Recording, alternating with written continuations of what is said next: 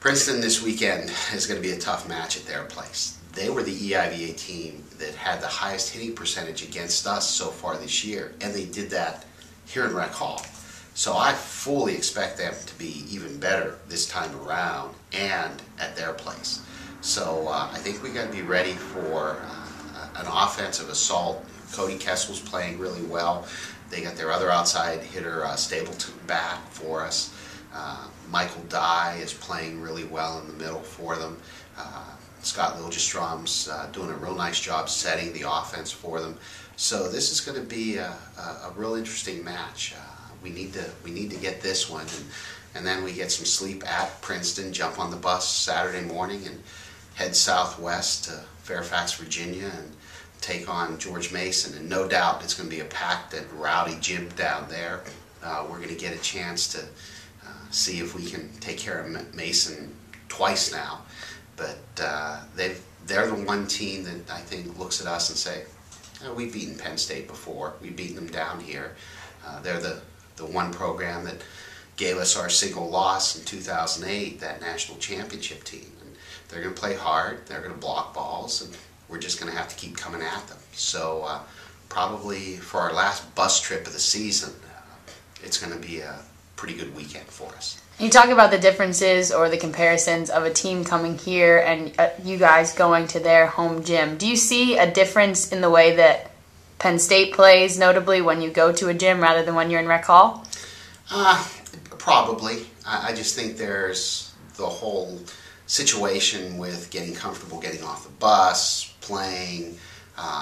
You got to kill time when you're on the road at points, and sometimes you're out of your comfort zone.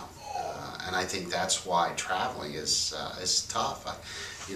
There's been no scientific study done on it, but I wouldn't be surprised if you looked at hitting percentages go up when you're at home, serving percentages go up when you're at home, winning percentages should go up when you're at home. So I just think especially the way that we travel by bus, and we're going to spend nights in a hotel, get up early in the morning, drive.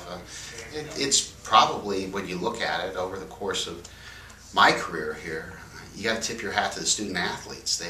They've been real good about trying to figure out how to make that work for them. Maybe the advantage is you get to spend the weekend just with yourselves. So it's kind of a circle the wagons mentality. So then come match time, when you guys do step onto the court, whose job or who do you see, stepping up saying, hey, this is our time to play, even though we might be on the road? Well, I think it's before match time. I think it's when you get into pass and serve, whenever you're walking into the gym to get ready 2.5 hours before the match.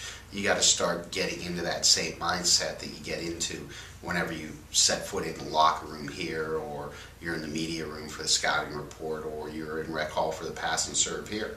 So I think it really comes down to the experienced guys. Now, whether that's a fourth-year starter or whether that's a second-year sophomore that's been through the wash, so to speak, they've got to be saying to themselves and to each other, okay, what do we need to do to make sure we're ready to play?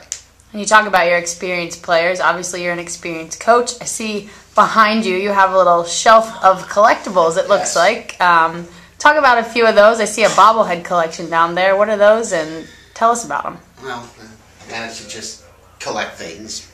My wife will tell you I'm a pack rat. She's right.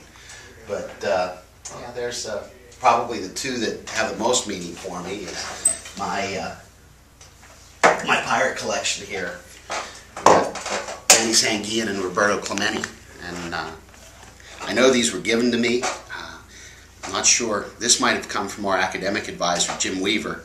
And this might have come from my sister, who's my youngest sister of 4, and I are kind of the bookends. We're both huge Pirate, Steeler, Penguin fans. But I grew up in the 70s outside of Pittsburgh. What a great time for a 10-year-old to turn 10 in 1970 with the success the Steelers and the Pirates, even the Pens had through the 70s. So a lot of what I've accomplished, if you want to say that, has kind of been driven by what I saw accomplished back in that era.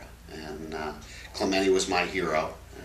Sanguian was one of the greatest catchers in Pirate history. So They were part of my youth here. Well, hopefully they'll show up and help you out this weekend. Thank you, Coach. Maybe we can take them on the bus and they can just kind of bobblehead along as we go down Route 322 toward Princeton. And, yeah, you never know.